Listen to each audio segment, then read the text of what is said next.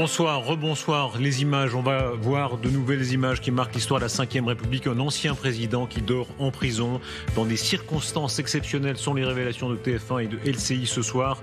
Merci beaucoup d'être avec nous ce soir, David Lisnard. Bonsoir, merci à vous. Vous êtes le maire LR de Cannes, le président de l'Association des maires de France, personnage central dans cette recomposition de la vie de la droite, notamment française. On va venir à ce sujet-là, à la guerre Bruno Retailleau et Laurent Wauquiez, à tout ce qui se recompose sous nos yeux. Un mot quand même sur ces images. Quand on voit Nicolas Sarkozy se rendre ce matin à la prison de la Santé, avec sa famille, aux côtés de Carla Bruni, votre premier sentiment à la découverte de ces images? Alors, moi, j'évite, ça va peut-être vous surprendre, mais de parler de mes sentiments en tant qu'homme public. Donc, je ressens, évidemment, il y a une émotion. Je connais Nicolas Sarkozy, et puis c'est un ancien président de la République, donc c'est chargé d'émotions, évidemment. Il y a une dimension politique aussi à tout cela, il y a une dimension juridique. Sur le plan personnel, sans parler de sentiments, objectivement, il faut reconnaître la dignité de Nicolas Sarkozy, tout le temps, dans ce genre de circonstances. Plus les circonstances sont graves, plus lui-même a une gravité, je trouve, qu'il honore. Sur le plan politique et juridique, je me disais que c'était quand même un sacré animal, quoi. Quelle force. Même sur le choix des livres qu'il emporte, j'entendais ce matin, avant de venir à Paris, voilà, c'est une force symbolique Edmond Dantès. Ça veut dire quoi? Et Jésus. Ça veut dire et Jésus, qui est un très bon livre d'ailleurs de son petit-fils. Et bon, on ne parle pas du Comte de Monte Cristo, évidemment, d'immense œuvre aussi. Comment vous le comprenez, pardon? Non, sur cette antenne, il y a quelques minutes, son avocat disait Renaissance, résurrection, Jésus et vengeance, Monte Cristo. Moi, alors, c'est pas tout à fait d'ailleurs le sens de Monte Cristo, mais d'abord, je pense qu'il veut les lire, qu'il va les lire parce qu'il aime lire. Et ça, c'est bien. Deuxième, il faut partir de ça.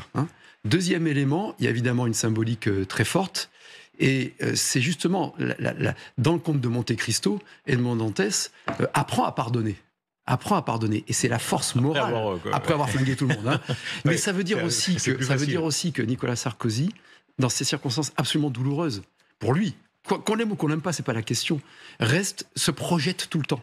Il est dans l'avenir. Voilà. Et sur le plan juridique, juste, je l'avais dit à l'époque, le soir du jugement, il y a un très bon papier de Nicolas Bavrez aujourd'hui dans le Figaro. Il faut, indépendamment de la personne, il faut être attaché à la notion d'innocence. Plus que le manque de liberté de Nicolas Sarkozy, c'est la corrélation avec l'innocence. Deux principes de base dans l'état de droit. La présomption d'innocence, le double degré de juridiction, c'est la base. Donc, évidemment, si Nicolas Sarkozy a commis des infractions qui justifient de la prison, comme tout le monde, il doit y aller. Sauf que là, 3 chefs d'accusation qui constituent la matérialité de l'infraction sont tombés. Il ne reste qu'un délit d'intention potentielle et éventuelle.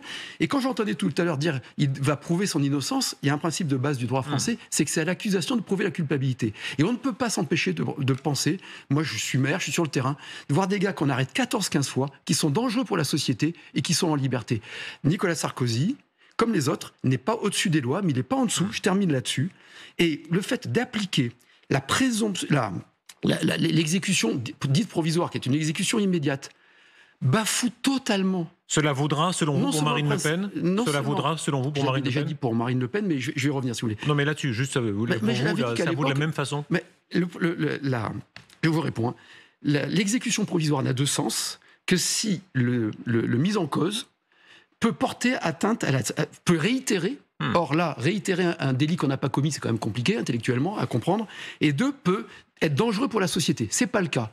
Pour Marine Le Pen, les faits, j'ai lu les 2 jugements. Je me les suis fadés tous les 2. Autant il y a des éléments probatoires dans un cas qui est celui de Marine Le Pen, c'est pas le cas dans celui de Nicolas Sarkozy, mais pour Marine Le Pen, l'exécution provisoire, à mon avis, est une grave erreur aussi, David y compris dans le cas de Marine Le Pen. Dans l'histoire de la Ve République, le caractère jamais vu de ce à quoi on assiste, c'était les révélations il y a quelques secondes du service police-justice de TF1 et d'LCI sur le fait qu'une exception lui est faite, décidée par l'administration pénitentiaire.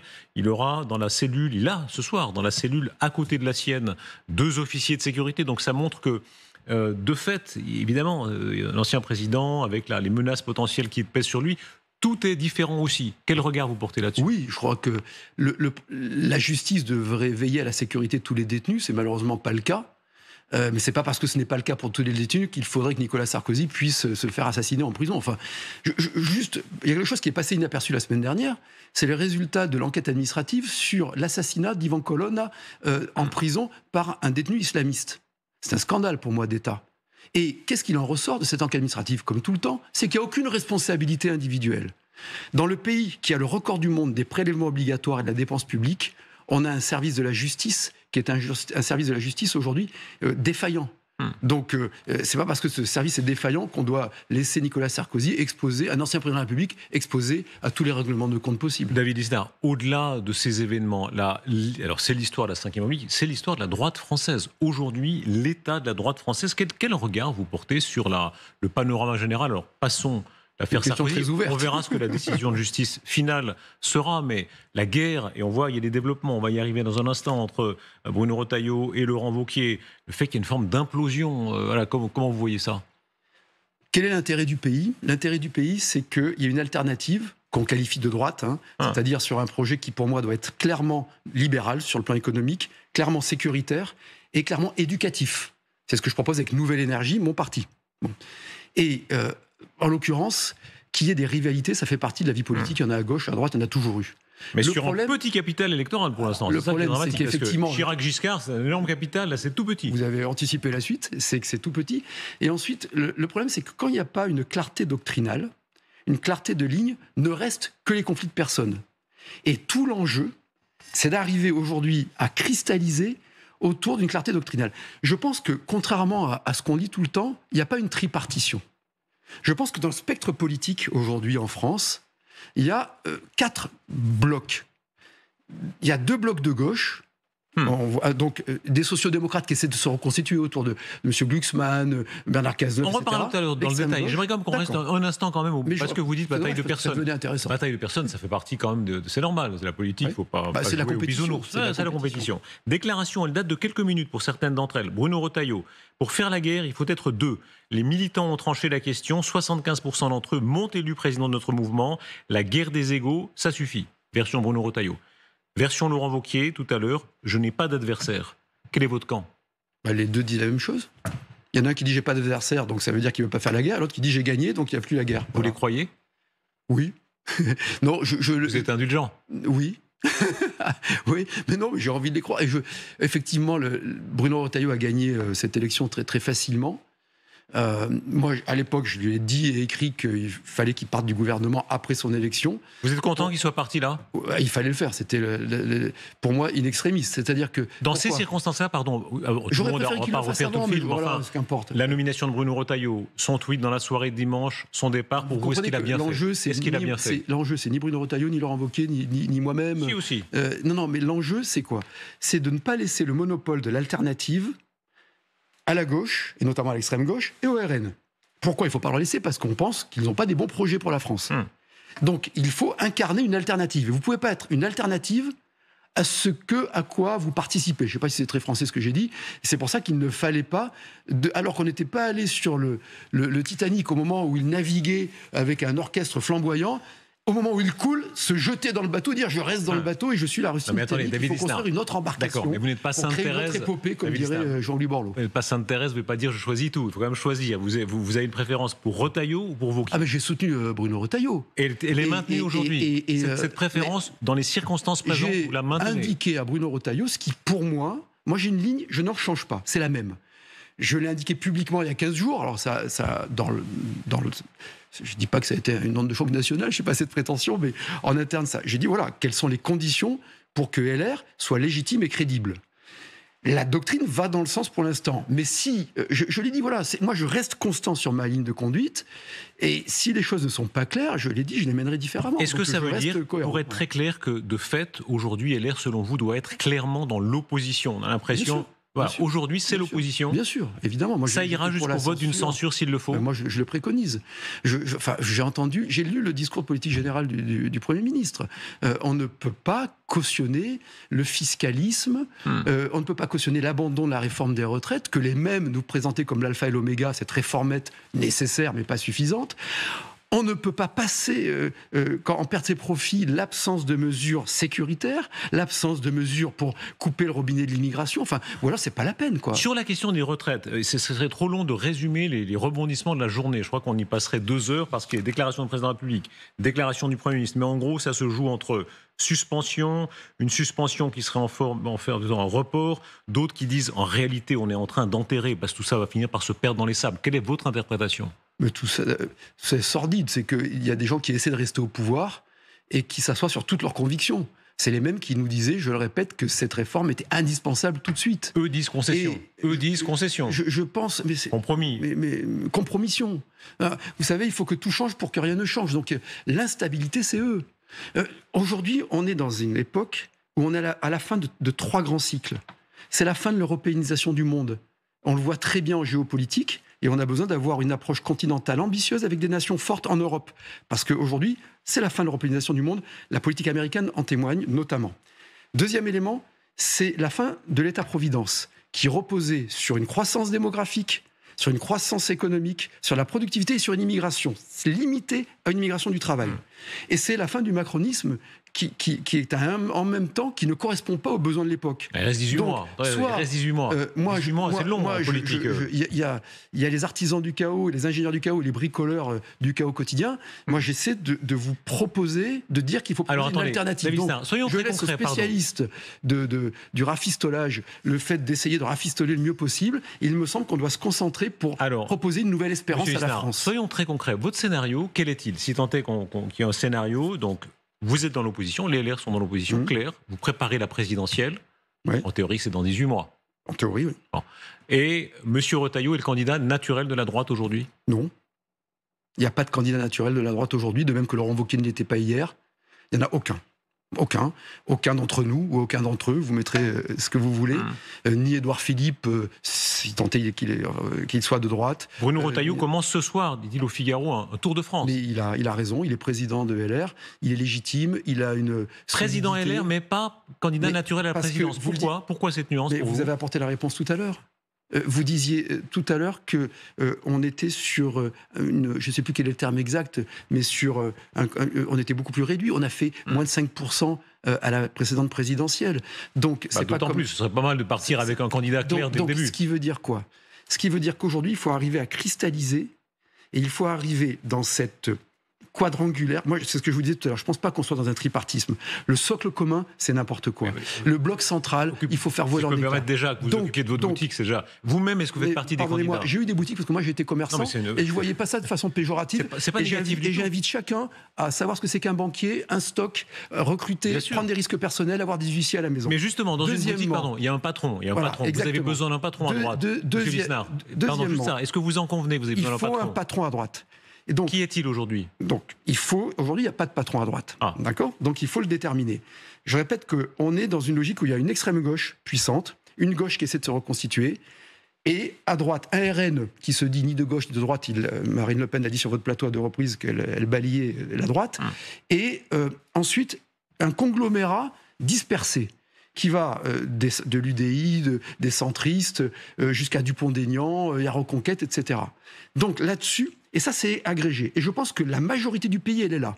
C'est plus de sécurité. Donc un État plus fort contre ceux qui nuisent, et un État qui pénalise moins, Pompidou disait, qui emmerde moins les Français qui produisent. Plus fort contre ceux qui nuisent, plus libéral avec ceux qui produisent. Donc cela... Comme aujourd'hui, il n'y a pas de leader naturel. Il n'y a pas le Sarkozy de 2007, il n'y a pas le Chirac d'avant, etc. Il faut une grande primaire de la droite qui permettra de proposer, d'établir une personnalité et d'éviter que ce soit des chapeaux à plumes, que ce soit un arrangement entre politiciens, que ce soit le classement de l'ENA. Moi, j'ai pas fait l'ENA en plus, donc vous voyez, comme j'ai quelques ambitions, je ne pourrais pas y aller. Ça peut être un plus. Et ça permettrait aussi d'avoir une confrontation des projets, de démasquer les imposteurs. Vous serez candidat, évidemment, à cette primaire. Une primaire, bien sûr, et avec Nouvelle Énergie. C'est-à-dire qu'on démasque ceux qui font du marketing politicien, qui cherchent à flatter. Voilà. Et c'est pourquoi aussi, je pense qu'il faut mettre sur la table 4 ou 5 grandes propositions, au moins en objectif, ensuite on verra en termes de degrés, sur la réduction des dépenses publiques, sur la maîtrise de l'immigration, sur la modernisation de l'appareil d'État, sur la relance de l'éducation. On devrait focaliser nos efforts. Comment on retrouve une éducation, une instruction forte, une instruction vous avez une particularité, David Lisnard, sur notamment la réduction de la dépense publique. Vous êtes le seul homme ou la seule femme politique que j'ai vue sur ce plateau dire oui. Je suis un homme. Il faut moins de... Oui, vous êtes un homme, oui, mais je pensais aux candidats éventuels. Qu'est-ce qui vous fait dire que oui, comme vous suiviez les émissions de Schneiderman. mais vous avez de bonnes lectures. Mais vous êtes le seul à dire, oui, il faut moins de fonctionnaires en France, et à articuler même des chiffres, vous avez des estimations. Moi, je suis sur 12% de réduction. Il faut des agents à qui on donne du sens des missions, qui soient mieux rémunérés, qui aient des vrais moyens de travail, et donc qu'on réduise toutes les fonctions administrantes. Aujourd'hui, on a le nœud gordien à trancher, vous avez parfaitement raison d'insister là-dessus, c'est celui de notre pays qui dépense plus qu'ailleurs pour le service public, et où les services publics se délitent, et où les gens sont moins bien qu'ailleurs, moins bien payés.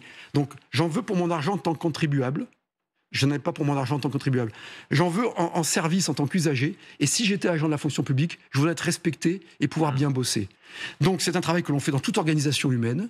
C'est de réduire les fonctions administrantes. C'est de réduire pour qu'il y ait plus de soignants, pour qu'il y ait des professeurs mieux considérés, mieux formés, pour qu'il y ait plus de magistrats, plus de gardiens de prison. Expliquez ça. Il faut qu'il y ait moins de bureaucrates. Et pour qu'il y ait moins de bureaucrates, il faut qu'il y ait moins de bureaucratie. C'est tellement exceptionnel. Donc, il faut déréglementer. Généralement, tous les hommes politiques se réfugient en disant oui, il ne faut pas moins, mais mieux, puis il faut du millefeuille, blablabla. Non, vous dites 12% de fonctionnaires en moins. C'est ce que j'ai essayé de faire. C'est pas ce que j'ai essayé, c'est ce qu'on a fait dans la mairie. C'est faisable à l'échelle du pays, d'après vous? Oui, parce que c'est ce que la France a su faire dans le passé. C'est ce que, sous Poincaré ou sous De Gaulle, en 58, c'est ce que d'autres pays ont su faire pour se relancer, et c'est l'intérêt du service public. C'est-à-dire qu'il faut arriver aujourd'hui à recréer des flux. Il faut recréer le moteur économique. Donc c'est pas une fin en soi, la réduction. C'est une modalité qui va nous permettre de relancer la production. Il faut qu'on regonfle le moteur de la production. Et ce sera la condition pour retrouver un service public digne de ce nom, mais aussi pour retrouver du pouvoir d'achat, pour retrouver du revenu. Et pour que les gens gagnent plus, il faut penser aux actifs qui sont les grands sacrifiés et les jeunes de l'abandon de la réforme des retraites. Les grands sacrifiés, c'est les jeunes et les actifs. Tous, de tout ce qui se passe. Juste, vous vous rendez compte que dans le projet de budget, il y a une taxe sur les tickets restaurants. Moi, j'ai jamais déjà compris le système des tickets restaurants. C'est-à-dire que plutôt que de donner, je sais pas moi, 20 € en plus de revenus par agent par jour, non fiscalisés, on leur donne un ticket et on le fait gérer par des boîtes privées, donc il y a déjà 7 ou 8% de frais de gestion. Et c'est une niche fiscale gérée par le privé. Et là, on est un pays tellement fou de sa bureaucratie, tellement dingue, qu'on crée un impôt sur la défiscalisation du chèque resto. Non mais c'est débile. Voilà. Monsieur le maire, donc reprenons s'il vous plaît. Pour parler des gens qui bossent, qui travaillent, et ce que je veux dire, c'est que la baisse de ces dépenses, c'est ce qui va permettre de cotiser moins pour gagner plus et de retrouver. C'est pas une vision comptable. C'est au service de l'être humain et de la performance et du rayonnement du pays. Le fil de votre scénario, vous dites primaire de la droite qui dégagera un candidat et un projet. Bien sûr. Et pour l'instant, quand on regarde la réalité des chiffres, c'est pas assez pour gagner. On voit bien à quel point, surtout maintenant que ça se recompose, certains plaident pour une forme d'union des droites. Laurent Wauquiez, ici même sur ce plateau, il répondait à Elisabeth Martichoux, disait il faut une droite qui aille très large, qui aille de Darmanin jusqu'à Sarah Knafo. Le pensez-vous? Oui, je le pense, oui. Je le pense, mais il ne faut pas l'aborder comme ça, parce que ça fait truc d'arrangement de parti. Il faut qu'il y ait une union de la droite, comme on disait au bon vieux temps. C'est-à-dire il faut un pôle fort qui puisse gagner contre la gauche et contre le RN, ou discuter avec tous ces gens-là. Donc vous ne mettez pas le RN dans cette droite? Mais parce qu'eux-mêmes ne s'y mettent pas. Pardon, mais j'ai d'autres références que celles que vous évoquiez tout à l'heure. J'ai les vôtres. J'ai entendu ici Marine Le Pen balayer cela. Et je l'ai entendu depuis. Et d'une part, et d'autre part, je regardais les travaux parlementaires des dernières heures. Quand je voyais l'inflation fiscaliste. C'est ce qu'ils disent maintenant. Maintenant, quand il s'agit de s'approcher du pouvoir, tout le monde est pareil. Tout le monde est pareil. À un moment donné, il y a un principe de réalité. Moi, j'ai pas voulu me fourvoyer en allant dans le macronisme qui, pour moi, abandonne les principes fondamentaux qui sont les miens, c'est-à-dire de lutte contre la fiscalité, d'autorité régalienne et de lutte contre le wokisme, etc. C'est pas pour me fourvoyer de l'autre côté que des gens qui veulent la retraite à 60 ans, 62 ans, on n'y comprend rien. Donc, Guy clarifie ça, et puis on verra. Ensuite, attention, la politique... Pardon, j'insiste. Si on veut s'allier à d'autres, il faut un programme, il faut quelque chose. Vous insistiez vous-même sur les programmes. Ou gagner. Non, mais écoutez-moi. Mais si vous dites, vous avez l'air d'approuver la formule de la Ve République. Retrouver la formule de Darmanin à Knafo. Il faut un programme. Ça veut dire quoi? Un programme commun, comme il y a eu un programme commun entre les socialistes et les communistes dans les années 70? Il y a deux façons de le faire. Soit il y a un tronc commun minimum autour de 5 propositions, et je vais prendre l'initiative dans ce sens-là, soit on va directement à la primaire, dans laquelle s'inscriraient ces gens-là. Et ceux qui perdent s'engagent soit à supporter, soit à se taire, pas définitivement, jusqu'à l'élection. Attendez, soyez précis. Ça veut dire vous imaginez une primaire dans laquelle Sarah Knafo, un Éric Zemmour, Ou Mais même vient qui veut. les droites et les droites nationalistes au sens le plus large. Mais vient qui Même veut. le RN. Mais l'UDI, si la Non, mais gauche même se sent le- de droite, c'est Adrien, mais le le RN ne morceau. viendra pas. Ils ne se disent pas de droite, ils sont à 35%. C'est vous là qui déviez le propos. Non, mais c'est et pour qui clarifier, et pour qui le comprendre bien faussez. votre logique. Ce que je veux Ouais. dire, c'est que moi, ce qui m'intéresse, c'est l'intérêt du pays. Je pense qu'il faut absolument maintenant, un projet, à l'heure, on dirait libéral et conservateur, etc. Il faut le faire. Et ça, il faut gagner. Il y a des principes de réalité. Les 5% que fait un Dupont-Aignan empêchent d'aller au second tour. Les 3 ou 4% que ferait je sais pas qui. L'UDI a des gens formidables. Les centristes ont des gens formidables, qui sont bien plus solides qu'on ne le pense sur les convictions. Hein. Donc là-dessus, il faut cristalliser cela. Et pardon, qu'on voit bien, on voit les visages qui s'affichent. Donc on comprend bien que dans votre logique, cette grande primaire, Non, je même veux pas élargie, ça, il n'y a pas Marine Le Pen dans ça, votre esprit. Non, mais on comprend bien. C'est pas. Et en plus, Non, mais vous raisonnez. pardon, c'est vraiment qu'on comprenne bien. Vous dites vous-même. il y Moi, je aura crois une que tout le monde a grande compris. primaire. Ah, pas Voilà. encore. Soyons encore plus précis. Donc Jordan Bardella, non, dans votre esprit. Marion Maréchal. Pourquoi pas, oui, enfin, je sais Pourquoi pas. pas Non, mais oui, c'est pas. Je l'ai dit, moi. Ce que je veux maintenant, c'est qu'on choisisse et il faut qu'on arrive à faire ce que François Mitterrand avait réussi à faire avec la gauche. Voilà, c'est rare que je fasse une référence de François Mitterrand. Mais il faut arriver à faire cela. Et le plus important, c'est l'intégrité du projet.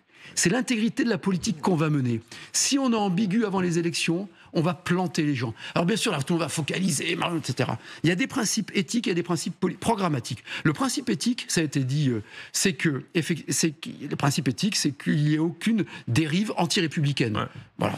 Donc chacun jugera si c'est anti-républicain ou pas. Et ensuite, il y a les principes programmatiques, c'est qu'on ne se foute pas du monde. David Qu'on Lisnard, soit clair et net. un mot pour sur le renouveau du président de la pays. République. Et moi, je suis un républicain. Vous avez, certains vous le reprocheront, d'avoir une forme de fixette sur Emmanuel Macron. Vous faites partie de ceux, vous avez souvent prononcé le mot macronisme dans cet entretien. C'est un hommage. Si vous voulez.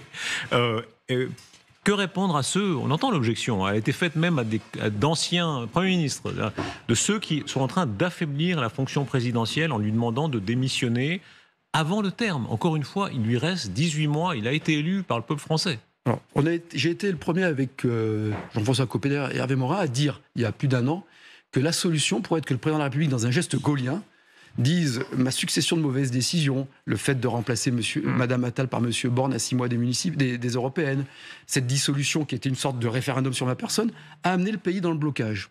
La grande nouveauté, depuis 58, c'est qu'on est bloqué. Et je pense qu'il faut justement retrouver l'esprit de la Ve République. Donc, une sortie de crise aurait été de dire je diffère ma démission de plusieurs mois pour qu'il y ait une offre politique qui s'organise à gauche et une à droite. Et on fera les choses dans l'ordre. D'abord une présidentielle et ensuite des législatives. Je n'ai jamais entendu un contre-argument rationnel à cela. Ouais. C'était une hypothèse de solution de crise que je continue de souhaiter. Monsieur Pour le ma maire, part, je ne dois rien politiquement à Emmanuel Macron. Oui, ça, c'est sûr. Ceux qui lui doivent tout et qui demandent sa démission, il faudra leur demander s'ils sont bien avec eux-mêmes. Ils sont ingrats d'après vous? Oui, ça fait partie du jeu politique, certainement. Moi, j'ai jamais été comme ça dans ma vie. Jamais dans ma vie. Voilà. Est-ce que vous avez sous-estimé son habileté manœuvrière? Quand on regarde la réalité de ce qui se passe aujourd'hui, c'est quand même... Le gouvernement actuel, je finis juste la question. Le gouvernement actuel, au fond, est plus macroniste que ne l'était le gouvernement précédent, de fait. Les principaux grands ministères. N'auriez-vous pas surestimé sa capacité à régler les problèmes du pays? N'auriez-vous pas surestimé son sens de l'État qui consisterait à dire le pays recule, on a des enjeux majeurs aujourd'hui, le pays s'effondre, on a besoin d'avoir une politique claire, on a besoin d'avoir un rendez-vous démocratique et on a besoin de retrouver Vous comprenez, il faut retrouver une respiration démocratique, il faut que les projets se confrontent. Et il faut que les gens choisissent. Et on est dans le guépard, là. Il faut que tout change pour que rien ne change. En plus, on nous fait la leçon. Vous avez décidément des références qui surprendront. Non, mais vous voyez... Je vous lis sur Twitter. Alors, Kerouac, le guépard et les émissions Schneiderman. On the road again. Voilà. Bravo. David Lisnard. C'est un appel à la clarification, tout simplement parce que la démocratie est le pire des systèmes après tous les autres. C'est Churchill, ça vous va comme référence? Très bien. Et voilà. Et c'est un moment churchillien dans lequel nous sommes. Merci beaucoup, David Lisnard, d'avoir été avec nous et pour la clarté de vos réponses.